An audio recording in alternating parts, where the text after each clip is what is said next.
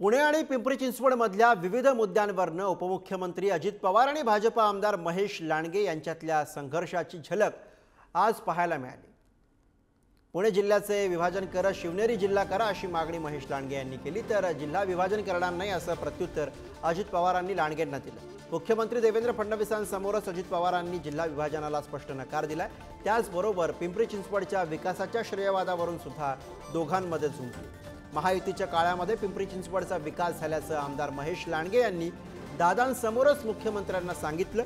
यावरती शहराच्या विकासामध्ये आपलाही वाटा असल्याचं सांगत अजित पवार यांनी लांडगे यांना उत्तर दिलं। काम करणाऱ्यांना श्रेय द्या, कंजूसपणा करू नका असं अजित पवार लांडगे यांना उद्देशून म्हणाले। पिंपरी चिंचवड पोलीस आयुक्तालयाच्या भूमिपूजन कार्यक्रमामध्ये मुख्यमंत्री देवेंद्र फडणवीस, उपमुख्यमंत्री अजित पवार आणि आमदार महेश लांडगे हे एकाच व्यासपीठावरती होते आणि तेव्हा महेश लांडगे आणि अजित पवार यांच्यातल्या संघर्षाची झलक आणि जुगलबंदी उपस्थितांना पाहायला मिळाली। मध्यंतरी एक बातमी आली होती, अनेक जिल्ह्याचं विभाजन होणार आहे, अनेक जिल्ह्यांचं विभाजन होणार आहे। करणार असेल तर सांगतो मी, तसं माझा उल्लेख नाही। जर करणार असेल, पेपरला बातम्या होत्या, न्यूजला बातम्या होत्या, तर भाऊ आमची इच्छा अशी आहे, किल्ले शिवनेरीचा इथं आमदार उपस्थित आहे, आम्ही माग पण मागणी केली होती।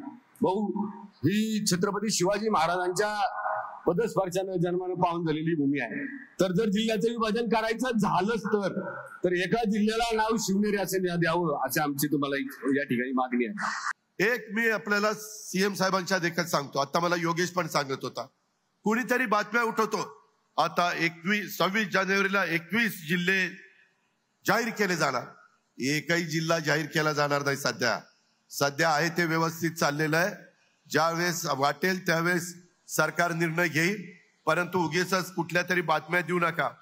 काही बातम्या देतात। पिंपरी चिंचवड शहराची ओळख भाऊ ही खऱ्या अर्थानं 2014ला ज्यावेळेस आपण मुख्यमंत्री झालात त्याच्यानंतर या पिंपरी चिंचवड शहराची ओळख या आयुक्तालयाच्या माध्यमातून आपल्या माध्यमातून त्या ठिकाणी झाली आणि 2017-18ला ज्यावेळेस हा प्रस्ताव आपण मंजूर केला त्यावेळेस ही महापालिकेचं पिंपरी चिंचवड आयुक्तालय उभं झालं आणि आज तुम्हीच मुख्यमंत्री असताना याचं भूमिपूजन होते।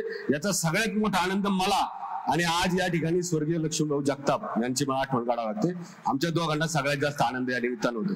लोकसंख्या वाढती, कुणी राज्यकर्ते असेल तर पहिलं पाणी प्यायला, दुसरं शेतीला, तिसरं इंडस्ट्रीला आणि नदी सुधारचा पण कार्यक्रम चाललेला आहे। इतर पण वेगवेगळ्या प्रकारचे कार्यक्रम चाललेले आणि हे सगळे कार्यक्रम चाललेले असताना त्यामध्ये कुठली कमतरता भासू नये अशाच पद्धतीचा आमचा प्रयत्न आहे।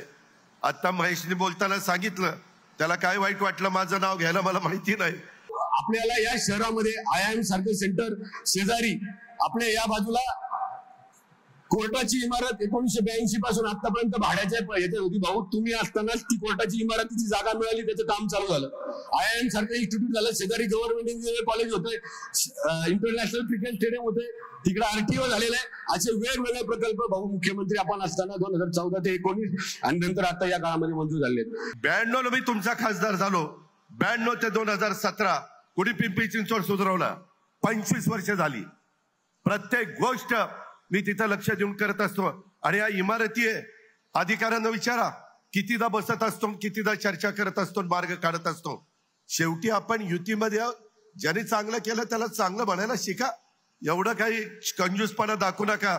मी तरी दिलदार आहे, ज्याने केलंय त्याला मी त्याचं क्रेडिट देत असतो।